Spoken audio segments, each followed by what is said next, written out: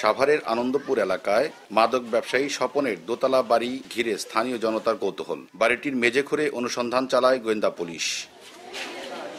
গত বছরের 19 এপ্রিল সাভারের ইমানদীপুর এলাকায় বাসার পাশে থেকে নিখোঁজ হন গার্মেন্টস শ্রমিক তোফাজ্জল হোসেন টনু।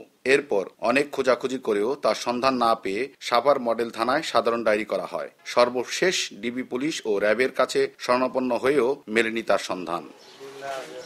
দীর্ঘ 1 বছর পর সোমবার আনন্দপুর এলাকায় স্বপনের বাড়িতে পুলিশি তল্লাশি চালানোর খবর পেয়ে ছুটে আসেন টনুর স্বজনরা। তাদের ধারণা 1 বছর আগে মাদক ব্যবসায় বাধা দেওয়ায় টনুকে হত্যার পর তার লাশ গুম করেছে স্বপন। এখান থেকে লোকজন গেছে বাসায়, যে বলতেছে ভাই ওই যে স্বপনের বাসায় যে আপনার একদিন গেছিলেন পুলিশ লিয়ে, ওই স্বপনের বাসায় যে আপনার বাসায় যে ডিপি গিলে আসছিল হেরাই ওই বাসা খুঁজতেছে। ওনারা বলে এখানে কি পাইছে, লাশ পাইছে না কি পাইছে, আমাদের সন্দেহ স্বপনে আমার বাইরে কিছু একটা করছে।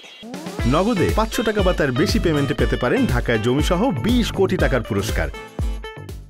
এদিকে এলাকাবাসীর অভিযোগ, স্বপনের মাদক সাম্রাজ্য তারই বাড়ি থেকে পরিচালিত হতো।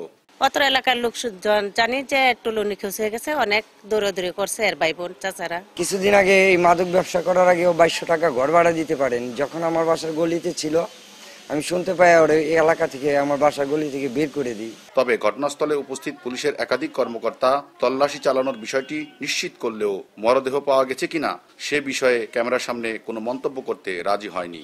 সোমবার সন্ধ্যা হয়ে যাওয়ায় নিরাপত্তার কারণে অনুসন্ধান অভিযান স্থগিতের পর মঙ্গলবার আবারও অনুসন্ধান চালানো হবে বলে জানিয়েছে পুলিশ।